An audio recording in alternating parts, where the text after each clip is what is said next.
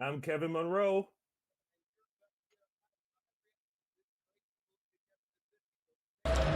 Caleb Lightbourne, who has lost the punting duties to Isaac Armstrong, but still kicks it off for Nebraska. Send it away to Johnny Dixon, but he stumbles, and what in the world was that? Whoa! This has got to be, I mean, it was an attempt that looked like it, maybe a surprise onside, the way he was trying to kick this football. Watch as his foot comes across, and he just barely. I'm like, is this a trick play?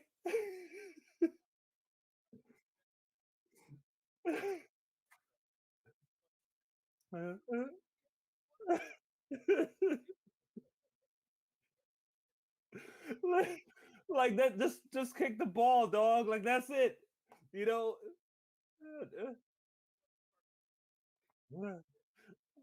And then, like the rest of the team was like, "Yo, what is this?"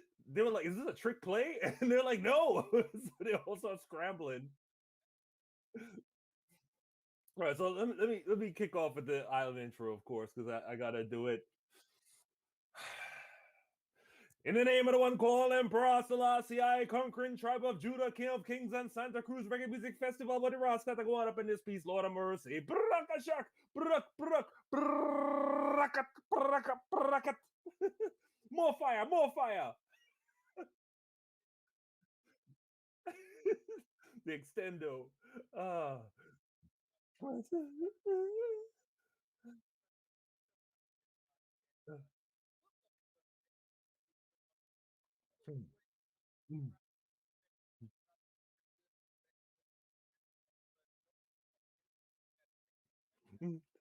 yeah, that guy's not getting drafted. I mean, yeah, he's gonna have to go back to Mexico and just play soccer, I guess. I don't know what was gonna happen to that guy, but yeah, yeah, he'll figure it out. You know, like a lot of Mexicans have German ancestry, so that's fine. So Cory, you just came back from doing a weekend, right?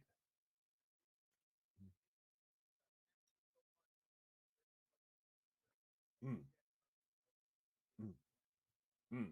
Cool. How's the Bay, man? How's the Bay doing? Mm,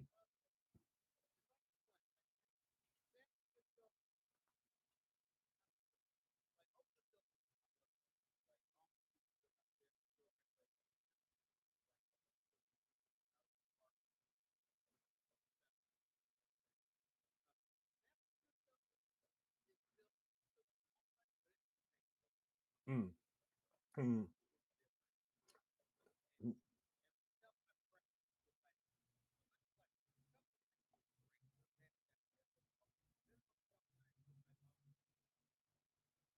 mm. Oh, well, were they're like sitting there like stroking their chins, like, oh, that's funny.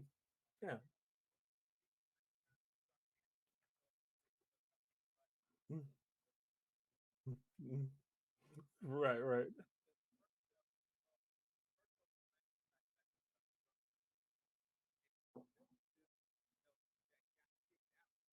Mm,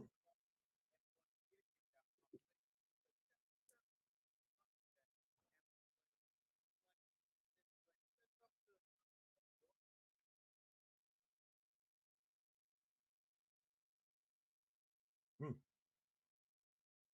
mm, mm. Oh, yeah. Definitely these like privileged. Let me guess, he was white. Yeah, yeah. I mean, anytime you see a dude with a North Face vest on, like you're in for. Hmm. Oh, okay, I can hear you. Yeah, Is but it's that not going out on all the feet. okay? Okay. Mario, can you hear me now? Please let me know if you can hear me. That would definitely help. So that'll probably make it work. All right. Yeah, but anybody with the LLB vest, what do you call it, shirt with the Patagonia vest on, like, nah, it's gonna be some fuckery. Yes. And these people have invaded San Francisco and like fucked it up. And the funny thing is they drove the rents up so much that a lot of the businesses had to board up and close. So they moved to San Francisco because they wanted to be in an interesting city. But by them being there, they literally destroyed the city. Exactly. Like they just like everything they came to absorb from San Francisco, like a sponge, they absorbed it, but they ain't squeezed none of that shit back out. It's all gone. And Yep. I remember I was watching I went to one of the screeners for Last Black Man in San Francisco back in a couple years ago. And the movie is absolutely one of my favorite movies. And the thing that makes that movie so beautiful is that San Francisco is one of the cast members, one of the starring roles. Because like that's Right, yeah. that's the beautiful cinematography. It's like it makes the city part of the movie. And I remember getting like teary eyed at the end because it's kind of an emotional movie. But just plain and simple, like I got nostalgic for a city that's never gonna be there again. You know, like I mean, it's physically there, but like the people Right. that we all like knew to love and like the things that made San Francisco weird and great are kind of being absorbed by like this crazy capitalism. Yeah, a lot of stuff is gone. Like I remember, like back in the days, like in the '90s, like if you live in a Potrero Hill, you could live in like a loft, and work as a bartender, and like you're cool, you know. I mean, there were artists, there were like weird people, there were people that were there for like 20, 30 years, and all that got destroyed and turned into like $1 million condos or whatever. I mean, the joke was like there's only two black neighborhoods left in San Francisco: the Fillmore housing projects and 850 Bryant. Right, 850 Bryant is the jail, San Francisco jail. Like Yeah. those are the only two black neighborhoods left. and we're running out of steam over there in the Fillmore. Right. Yeah, so it's like at some point the entire black population of San Francisco is going to be 850 Bryant. Yeah. Like that's going to be it. And pretty soon everything's gonna just be forced to eat. Like everything's gonna get pushed to Oakland, and Oakland gets pushed to San Leandro. Out further. Yeah. I mean, I heard of black people moving to Brentwood, and I'm like, that's not even on the BART train. Like, that's way the hell out, man. That's Like, good. if you off the BART line, like you're doing way too much. You're doing way too much. I'm just hearing like as we're saying it, like gentrification is like it's crazy because like redlining put black and brown people in neighborhoods that were low rent or whatever, and then gentrification made rich people come back around and buy it all up, and now they're pushing us back out to where they had white flighted to. So like when I hear about like black people in Brentwood, I'm pretty sure the people in Brentwood aren't going to be happy to hear about who's coming to dinner, Right. Guess who's coming to dinner? The vicious Not these cycle. dreadlocks. Well, yeah, and it's a total product of what white people want, and that's it. Because like my neighborhood, I used to live in Oakland. I mean, the rents are going up, and it's not as if the property has been redeveloped or the plumbing's been changed or anything. The only difference is that white people moving in, right? So that's a very non-subtle way of saying what we actually value is not the location or the buildings or the plumbing or the property, it's the people. And if you as a black person are there, this property has low value. But if a white lady in yoga pants walking a dog lives there, suddenly it's a $500,000 property, right? I mean, to watch that happen in real time makes you understand a whole lot about how people think about black people in this country. And it's messy, and I don't know how we fix that. Oh, by the way, so I was going to talk about this last week, but we didn't have a show last week because you were doing some other things. The comedy world is opening up again to everybody who's listening. Obviously, so I did a weekend at the Punchline. Oh, real quick, Mm. about the mask. Like everybody's real good about having a mask, and you had to have a proof of vaccination to go to the show. But once we Good. got inside, it was just like it was whatever. Like people wore them, people didn't. Wasn't that big of a deal. It's fine. I mean, because while you're eating or drinking, Yeah. you're not like interacting with people. And wearing a mask, like if you see like mixed groups of people, some wear masks, some not, that's still fine because the probability of transmission is lower. I mean, so basically, if half of y'all are fucking with no condoms and half of y'all are, then that's basically where we're at. It's like the probability of spreading the virus is still lower. Gotcha. So if you walk into a room and some people aren't wearing masks, but you are, don't feel like, oh, why am I wasting my time? You're not wasting your time. Like this is it's not binary. It's not 0 or 1. It's not either we all wear masks or nobody wears masks. It's like some people should wear masks. I mean, I'm basically I'm trying not to get you pregnant with the virus. Exactly. That's So everywhere. stop raw dog in the air, people. Anyway, Straight up raw dogging. either put your Look, face condom on or get a viral vasectomy. yeah, which is called a vaccine. So hey girl, nah, I ain't got the virus. I'm cool. Like I'm thanks. raw dog in the. So we didn't get to do a show last week, but I was going to talk about this last week, so we might as well bring it up now. So there was a California recall of Governor Newsom. It failed Yep. spectacularly. Goodness.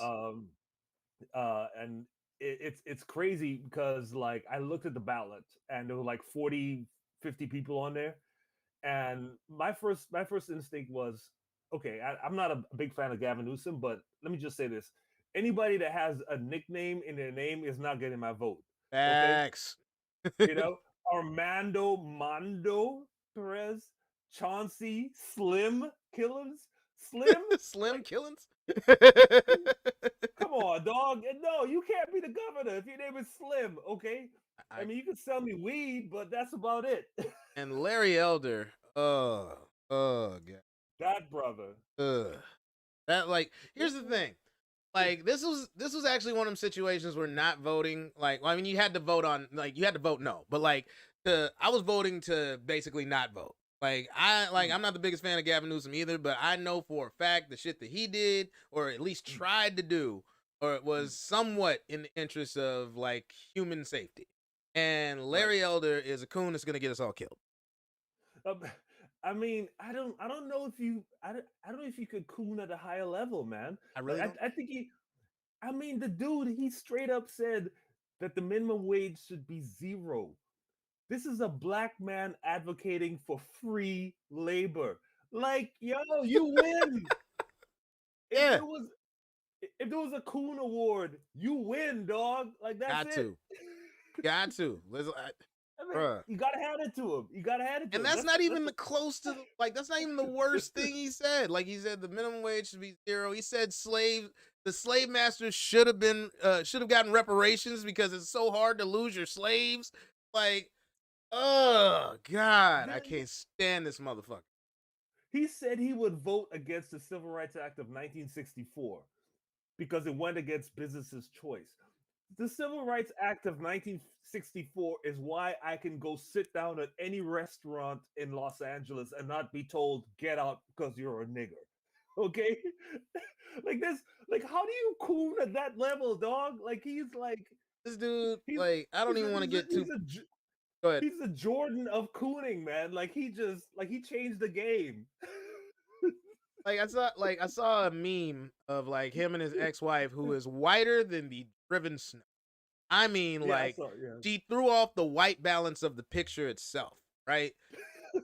Doesn't get much physically whiter now. I'm not even talking about race. Just her skin was so fair, and her hair was so blonde. Alabaster Yeah, blonde, blue-eyed, like alabaster it was skin. Like it literally was like the just same way the light is brightening my side of my face right now is how she was kind of knocking the light off the picture to on to Larry, right? Which is probably right. why he got with her.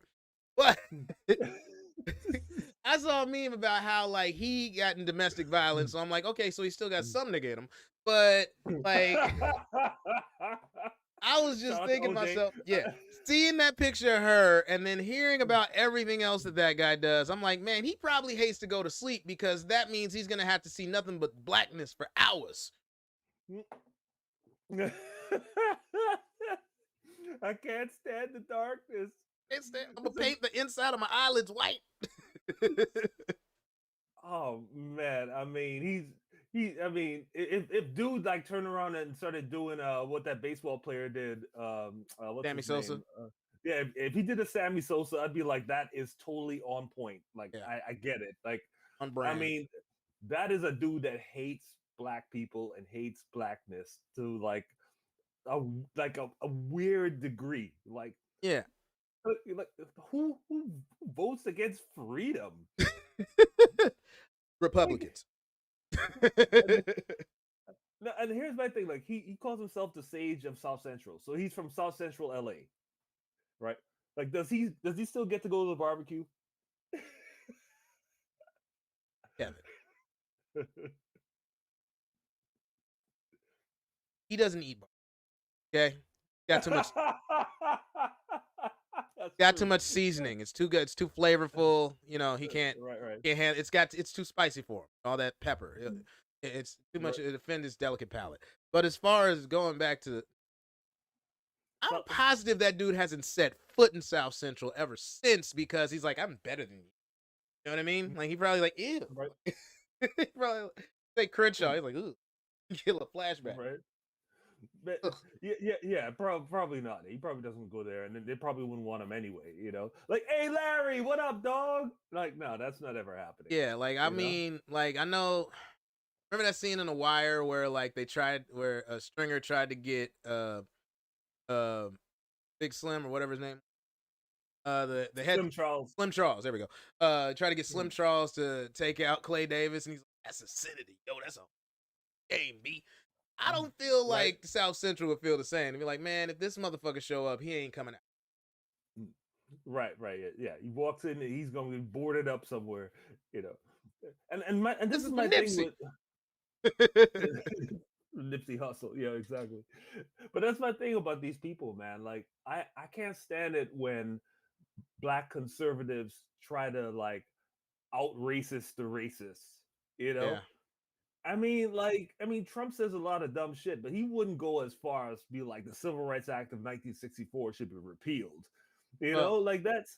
I mean, he's like he's trying to out cracker the crackers. That's what he's doing. Well, first You of know. all, like I think I agree with you on the Trump thing, but I think it's for a different reason. I think he wouldn't say anything against that act because that would require him to. That's not gonna happen.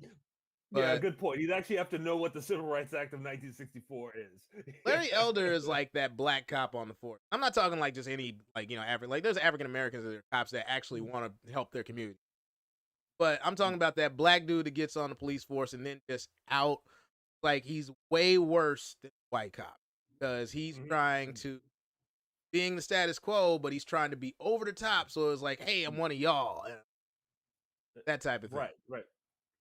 Yeah. I mean, you know, as Ice Cube said, don't let it be a black and a white one, because to slam me down on the street cop, black police showing out for the white cop. Exactly. You know, like a lot of black police will do that to just to show that they're not playing favorites, by race. But man, come on, man. I mean, Colin Powell was a black Republican. You could respect that dude. Yeah. You don't have to do all that. I mean, you could have a different like view on politically, but you don't have to be out there like going wild like slavery was a great idea. Yeah. And but to make a short story long, Larry Elder was no good for anybody. Caitlyn Jenner is no good for anybody, and I mean that in every sense of the term. I mean, don't date her, don't put her on TV. Once upon a time, when she was he was a great athlete, so you could have put him on a Wheaties box. But now, nah, please no. Yeah, nah, just take your retirement money and just fade away. Just go, my dude. Live your strange, go live your strange life. and here's a weird thing, like this whole recall. Excuse me. This whole recall costs $276 million. Okay.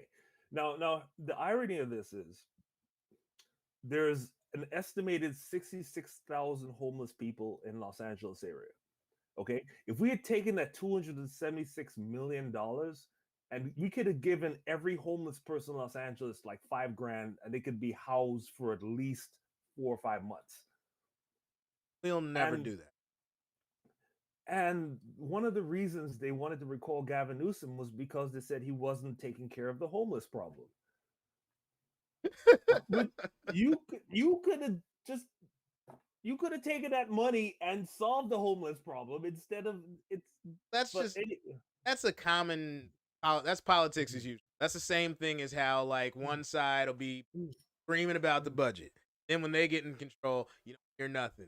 Then they lose control, and the other party wins the election. Oh, the budget's out of control. The deficit. I can't believe we're spending on this. Like it's complete hypocrisy. They never understand.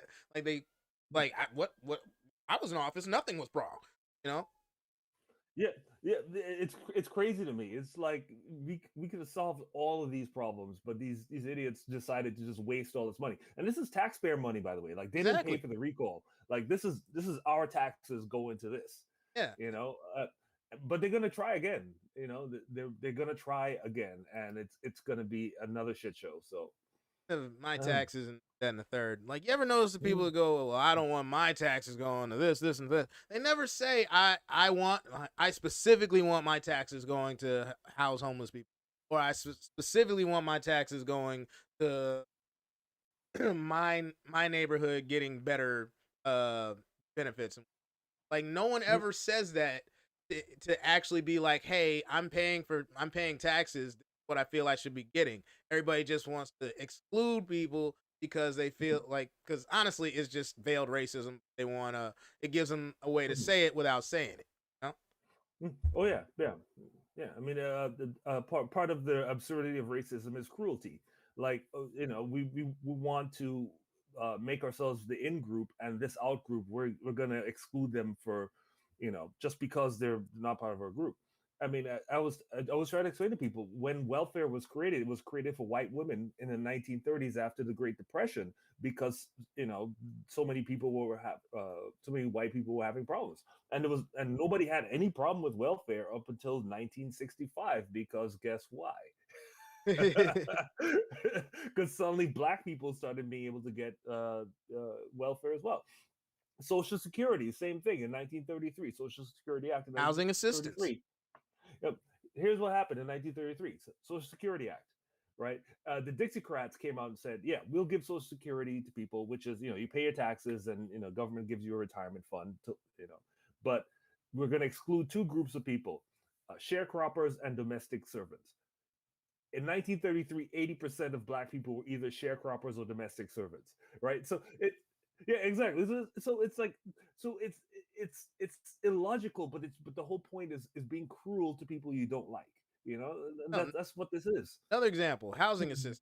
Like through the GI Bill and a bunch of other loans, like back in the day, like it was super easy for white people to get housing. You can own your own house, have equity and shit. We can't, like, we had redlining, we had the grandfather clauses, which is basically saying, like, the mortgage, same thing from redlining, saying, hey, you cannot rent any of these houses to black people. And still to this day, there's people that have mortgages with that clause on that don't pay attention. It's unenforceable, but yeah, exactly. That's why it's But like when you have Section 8, it's like you can't have a man in the house. You got to be making under X amount of money, like this, to keep you poor. But on the other side of it, it was to give you wealth. See how that shit flips in only a matter of about 40, 50. I wonder what happened. Yeah. I mean, the whole civil rights movement pissed a lot of people off, because it started giving black people a chance at real equity, not just, hey, you're free, but hey, you're also free and equal. And so they've been fighting against that for the last 40, 50 years, and that's why we're here in this gigantic mess right now, man. So a lot of today's the 26th. Last weekend there was a rally called the Justice for January 6th rally, and it was a bunch of people that were supposed to gather. Supposed to be like 30,000 people to gather to protest against people who were arrested for the January 6th riot, looting. Protest against them against them, like, hey, you guys suck, or protests against them being punished for? Against them being punished. Okay, So I'm getting now. I have an idea of what the crowd is. Okay, gotcha. Yeah. I mean, they're like, well, these are political prisoners, and we need to release them right now, et cetera, et cetera. And I mean, less than 100 people showed up, and this is exactly what I predicted would happen. As this whole Trump MAGA movement fades out, it's gonna reduce to like what we used to see back in the day, which is like on your college campus, like three white dudes holding up a sign like "Where is White History Month?" Like like that kind of goofy shit. I mean, and they're like political prisoners. I'm like Mumia, like, like, are you guys reading Mumia Abu Jamal now? Like, okay. God, like it drives me nuts that like, how can you want to be like these people? They'll gaslight you all day long, like white privilege don't exist, but they love it and they exist. They exist just to benefit from it. They love every minute of it, but it boggles my mind how you can want to be supreme yet need every single advantage that the law can provide you. Then on top of that, you want to play the victim too. Like, Yeah. pick a side. Either you're on top or you're being subjugated. Which one? You can't be both. Yeah. It's a moral. It's a contradiction. It's a conundrum. And I don't understand like how that works. I mean, but they do this with Christianity too. Like, America is a Christian nation, but Christians are being persecuted everywhere. It's like, how is that possible? Like, if you, you're the majority. Oh, go ahead. Sorry. If you're the majority, and you have all the advantages, like, how are you being persecuted? I mean, that's just so strange. 100%. I got an example of that happened to me. I'm not gonna name the comic because it's worth it. But he asked like, "Why is there a black national anthem?" And and at first I thought it was just a question. I thought it was just like, yeah. I was just like, yeah, there's a black national anthem. Like, doesn't that just lead to more segregation? I'm like, now you're gaslighting because don't act like you don't know why this thing exists. Now, I'm gonna say that I'm not for it in the NFL for the simple fact that this doesn't solve shit. All right. Yeah. It feels like window dressing. Yeah. Sorry, I didn't set this up right. The NFL is now supposed. I think they're saying they're going to play the Black National Anthem along with the regular national anthem during the games, and I'm against it. And it's because, like I just said, it doesn't do shit. You didn't let Cap kneel. You didn't do anything about police brutality. You didn't do anything in the way of diversity. You're barely even hiring any more new coaches. Like, you're just going to go back to doing the same bullshit. That's like, hey, we want some actual equity here. And it's like, best I can do is Black National Anthem. It doesn't solve shit. Exactly. Like, we want equity. Well, how if we sing a song? Let's all lift every voice and sing. Like, that's what it's gonna. Yeah. You guys like singing, right? So, yeah. How about a song? But then he just kept trying to egg me on and say like, oh, like you guys are self-segregating. Like, if we choose to, then what's the difference? Y'all been trying to push us the fuck aside all this time. Stop acting like you didn't do what you did. That's the shit. Is like they never act like they always act like, oh, we're trying to be a post-racial society. Racism's over. I'm like, but it's going to be over without saying what it is that you did. You're not going to give me any reparations for what happened. So it's like there's a car crash, right? And instead of us exchanging information and getting our insurance involved, you're just like, well, hey, like there was no accident. Let's just move on past this. Nah, motherfucker. There's damage to my car. I need my money. Right. I'll just leave a note on your windshield that says sorry. Yeah. No, they don't even do that. Just bail out. No, sorry. No, like that's a note. They leave a note on your windshield that said get over it. Lift yourself up by your own bootstraps. Yeah. I'm totally against the NFL playing the Black National Anthem. That just feels like an insult. I mean, come on. Like, the Rooney Rule hasn't solved anything. Like, there's still not enough black coaches. They're still fighting. Like, some of the older black players are still fighting for health insurance. I mean, there's so much wrong. And rather than fix that, they're like, well, let's sing a song together. That'll solve it's a red herring. Like, there was a study that came out that NFL was paying, like, when they did have, there was there was this ruling where they did have to pay some players, like they had to pay them for like the pension and their health insurance or whatever because of the CTE, and they're finding that they're paying black players less because they automatically had their IQ lower on the test, on the cognitive, like like it was just like, oh well, they didn't slip. See, we can see it was already around it. Like, so you're just automatically saying that black people have lower IQs? Is that what you're trying to say? Yep. Which is what they found. It's not that wasn't the findings they had. They found that that's what they thought, and that's why they had to renegotiate that whole thing. Because it's like, look, we were coming at you for being fucked up to the players, and now you're just being straight racist to the players. Yeah. I mean, yeah, that's part of the game. I mean, they decided that they could treat black players that way, and they got away with it for a long time. I mean, I think the NFL is like the last of the worst. I mean, if you look at the NBA, like they have guaranteed contracts, Major League Baseball, guaranteed contracts. The NFL is like the last of the plantation mentality. I mean, I watch NFL and I'm like, man, this is like a time machine. Watching like what cool black boy names were 20 years ago. Like, oh, Daquan was really hitting in 2000. All right. That's also the thing that's like, that's kind of the reason nothing changes in America, is because we're so comfortable. Like, we really did have a moment to make a difference, and we had like, I think when Cap was kneeling, after Cap was kneeling and was being blackballed from the NFL, and then NBA just stopped playing basketball on the bubble, I think at that moment we actually had a chance to make some kind of change. But nothing really changes because we all kind of want this machine. Like, we all want our sports. I'm looking at my fantasy team. You know what I mean? Like, it's it just is what it is. We love our vices, we love our entertainment, and we're decadent in America with all this distraction. And here we are, distracted. Yeah, well, yeah. The machine is. I mean, the machine is hard to stop. I mean, you can't say we should stop playing football, because right now there's a whole bunch of colleges, hundreds of colleges around the country that are just with tons of kids who are just like trying to get in. So, and it wouldn't be fair to all these guys that work their whole lives to be players.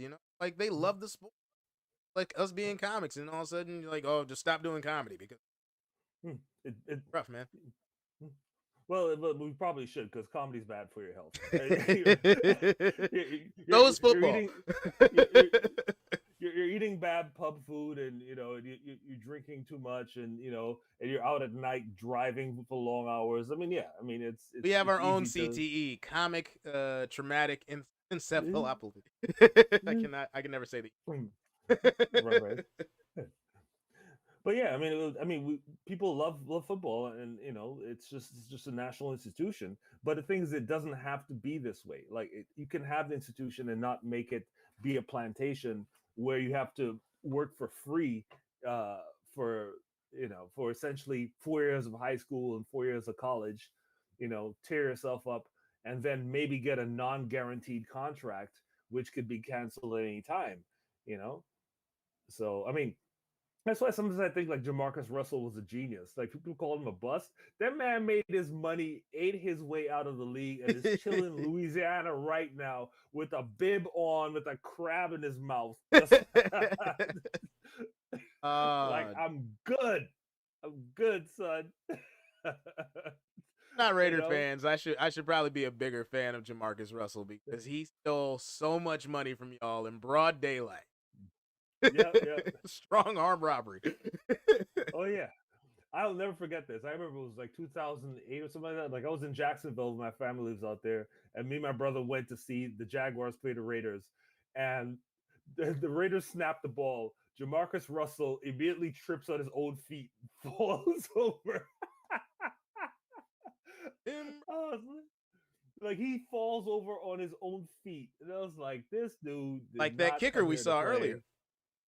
Yeah, it was so goofy. You're like, how is this a starting quarterback? Like, this is, Yeah. But it's like, the league has stole so much from black people. I mean, he's Robin Hood. Like somebody's finally stole from the league. Gave to his baby mama. All right. What baby, else we got on baby the? mamas. Sorry. What else we Baby got on the docket mamas. today, man? Yeah, this might be a short one because we didn't have a lot of time to prepare. Yeah, no. Got off a plane. Oh, you flew up to San Francisco. Okay, cool. So I was going to talk about this, but it's probably dead now. But it's a good question to ask. Like, are we done with this whole milk crate challenge now? I Are we hope done so. with this? I hope so. But like, here's the thing: something stupid is coming right around the. What the put a hot poker up my ass challenge? Like, Well, now you said it out loud, so the universe is gonna make it a thing. I was trying to just shut up and say something stupid is coming, and because there always is. Like, I'm fine with the TikTok dances. That doesn't usually involve injury, unless you're unseasoned and have no coordination. That usually ends up somebody getting slapped. But like the milk crate challenge, like, hi.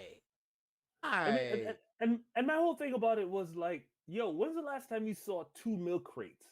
Like, where are these milk crates coming from? Like, seriously. Like, I live in this neighborhood for like 5 years. I've never seen a milk crate. Like, nobody's ordering milk out of crates anymore. What the hell is that?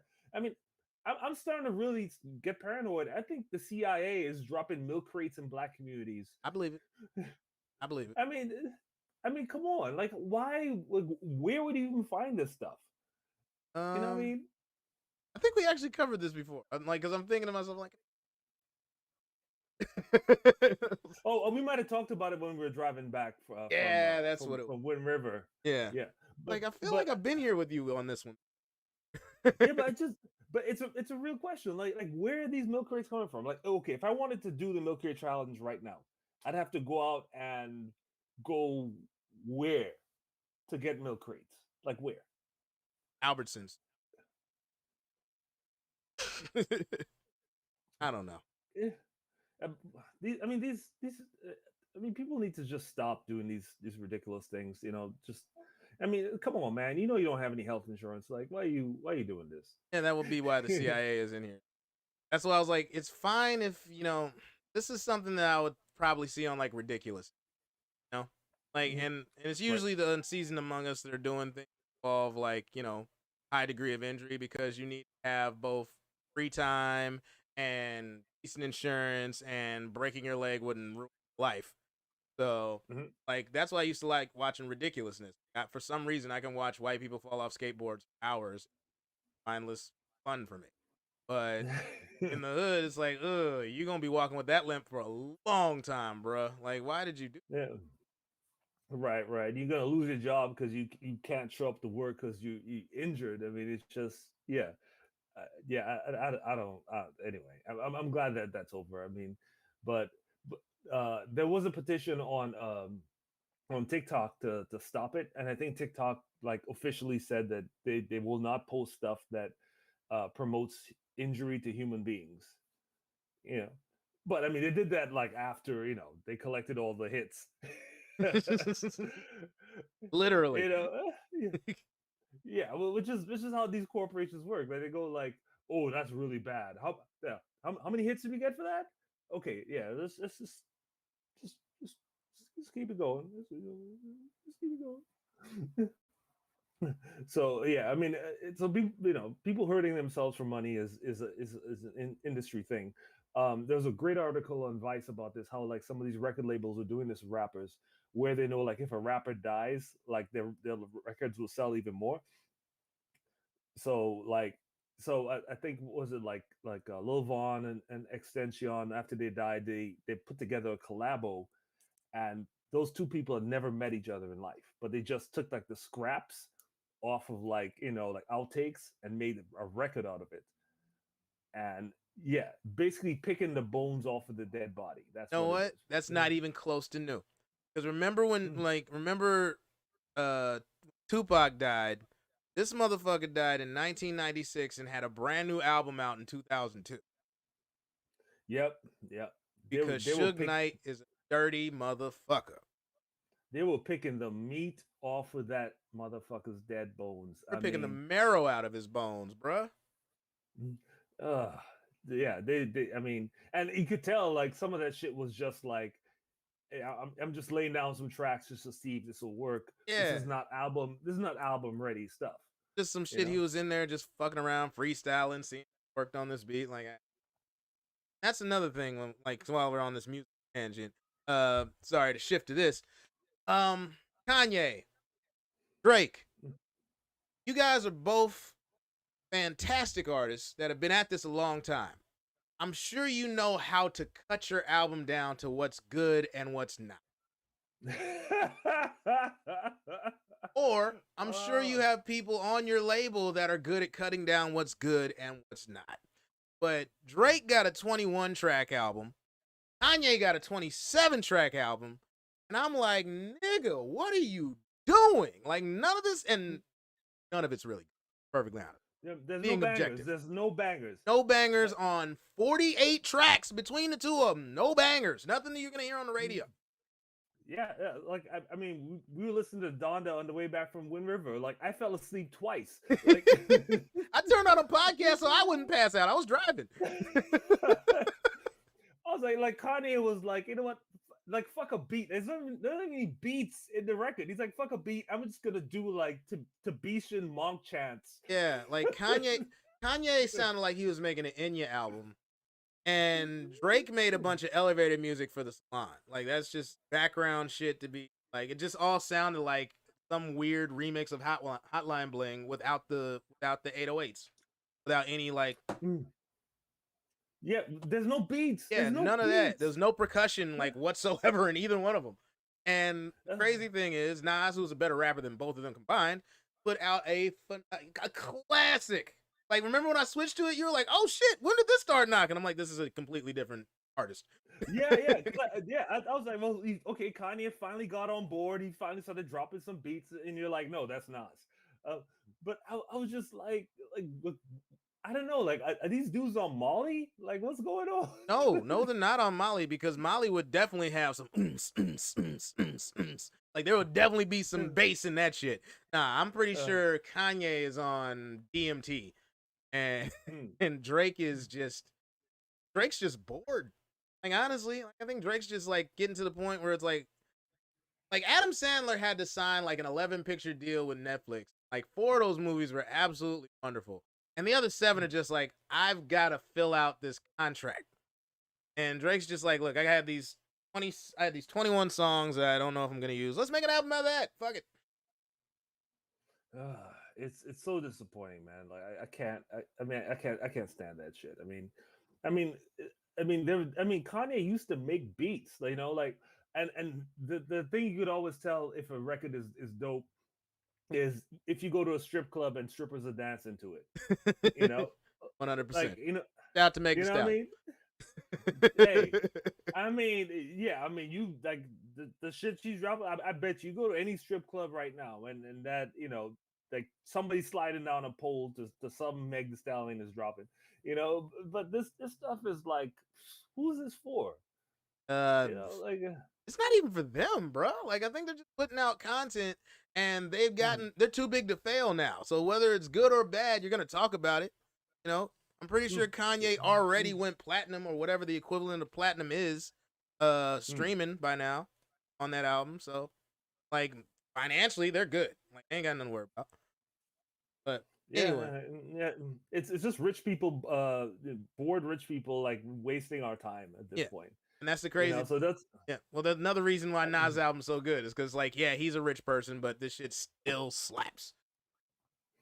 Well, you know, he's a New York nigga, you know, and he knows that, you know, you can't come out there with that weak shit. Like they'll talk about you. You know, I mean, you know, Kanye's from Toronto. I mean, you know. No, Kanye's from Chicago. Drake's from Toronto. Oh, sorry. Drake's from Toronto. Kanye's from Chicago. Yeah. Kanye's from the streets. Toronto gets down too. Toronto got some good shit. But yeah, like both of those albums are trash. But real quick, I want to switch gears to something that I think we could definitely spend time on. Have you been paying attention to the immigration situation down in Texas with the Haitians? Oh yeah, I've been watching. Yeah, and I know Yeah. you saw the optics, or not even optics, the shit where they had the fucking marshals on horseback whipping motherfuckers, or were they whipping? I don't know. I just know that like that's some terrible optics from you know, like we went from Mexicans and the Central Americans at the border to now you're whipping Haitians at the border.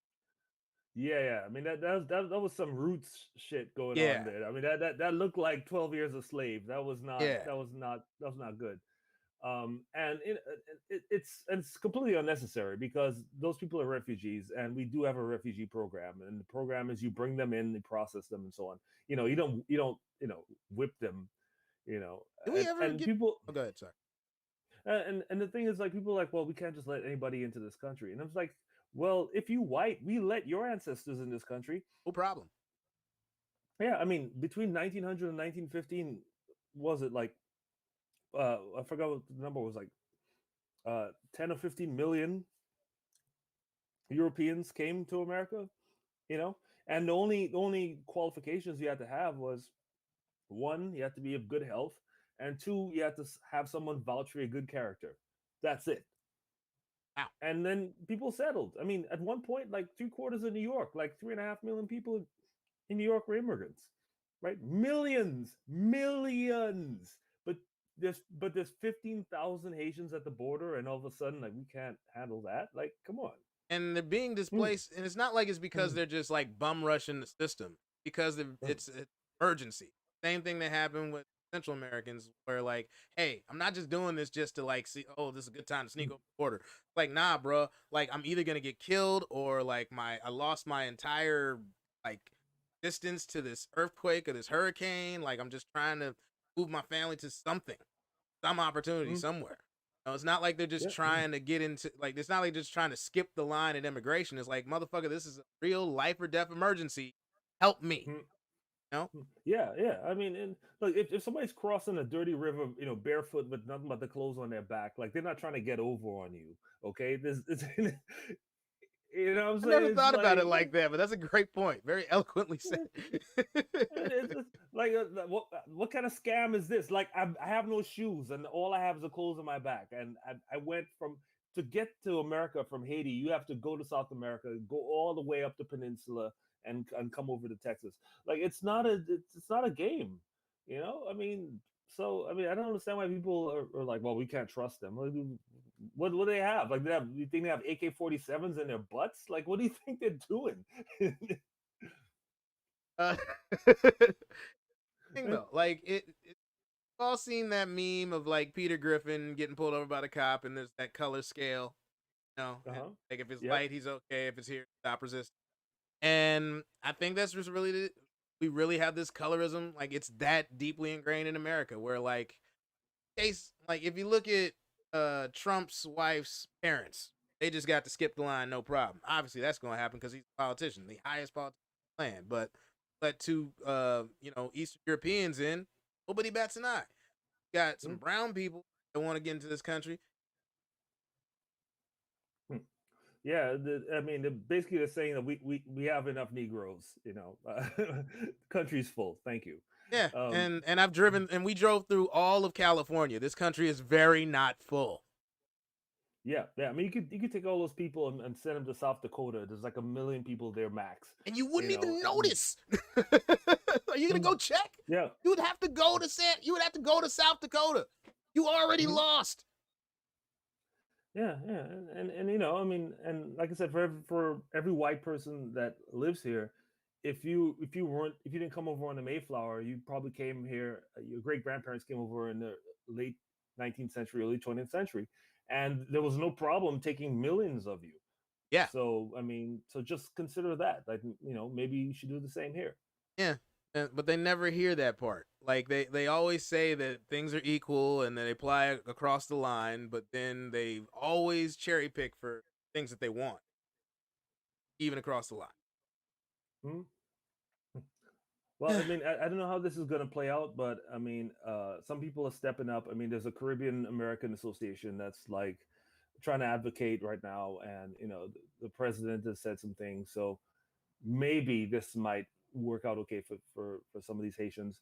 But I mean, I expect the ugliness and the prejudice to just, you know, just go on, Yeah. And I mean, and as a Caribbean immigrant myself, like I feel really, upset about this. Like they're treating these people this way. And you I mean, should. Yeah. and the reason Haiti is, as Trump called it, a shithole country is, and I mean, we learned this in Caribbean history growing up, is because after the Haitians freed themselves in the 1790s, in 1825, the French came in and demanded 150 million francs uh, for their lost property, and Eh, that debt was. And of course, the Haitians were like, "Fuck you! Like, we're not paying you for reparations for our own freedom." So that debt Let's see. just I got kept on 75 building. here, and I got the other 75 here. Yeah, yeah. How you like that, right? Like me So to that load them up for you? exactly. So that debt kept on flipping and flipping and flipping, and so now, like, the Haitian debt is owned by Citibank. Go figure. Whole country So is on yeah. the hook to Citibank. That fucking sucks. Yep. That's how it went. But imagine the balls to tell somebody, hey, you freed yourself, but you're our property, so you owe us money. Like, motherfucker. I just want to say this real quick. We got on the last administration for the kids at the gates, and I'm gonna get on this administration for how they're handling Haiti, because something's bad when the envoy to Haiti, white dude, quits out of, just hands his resignation because like y'all are on some fuck shit, and Mhm. it's just frustrating because I knew a lot of shit in this presidency I wasn't gonna agree with, because I wasn't necessarily voting for Biden. I explained that a couple times. I was voting against Trump, and I expected things to be better on in a lot of scenarios. They are, and I expected things to get a little worse, and they have. And but it's really getting frustrating, this just how blatant they don't give a. I mean, Yeah, yeah. And why should they? I mean, number one, these aren't voters. Number two, they don't have a loud constituency like, say, the Cubans in Florida. And number three, they're black. And the default position of America is to not give a shit about black people, right? So now you have black immigrants that don't speak English. Oh, that's an easy one. Fuck them. oh well, Yeah, same shit, just reheat, right? exactly. All right, man. We got to wrap this up. Let's see. Do you have anything coming up? Yeah, I'll be at Crack 'em Up Thursdays at the Belly Room this Thursday. I'm doing a couple other things too, but I don't have my calendar in front of me, and I'm like, it's impossible to be jet lagged when you fly for an hour, but like I'm just not organized. And plus I Right, almost missed gotcha. my flight, so I'm all just like you know. Yeah, but we made it happen. That's Yes, we good. did. I'm glad we made it happen. And there are people who were asking me last week like where the show was, so I know we have fans that are watching. And if you're watching now, thank you for watching us. Greatly And appreciate you listening to our blackness. mhm. Yeah, just trying to keep it real, and this is what we do. I don't really have anything in the mix. I just did a show on last Thursday at Diablo. If you're in LA, definitely come to Diablo in Silver Lake, and my boy Sal Kalani runs that show, and Great it's really show, good. great room, great drinks. I had Mhm. the best old fashioned I've ever had over there. Order the old fashioned. Yeah, yeah, it's good times. All right, man. So that's it. I'm Kevin Munroe. Yep, we're wrapping it up. I'm Cory Showtime. Thank y'all so much for checking out the show. We'll be back next week. Same black time, same black station. I ain't got to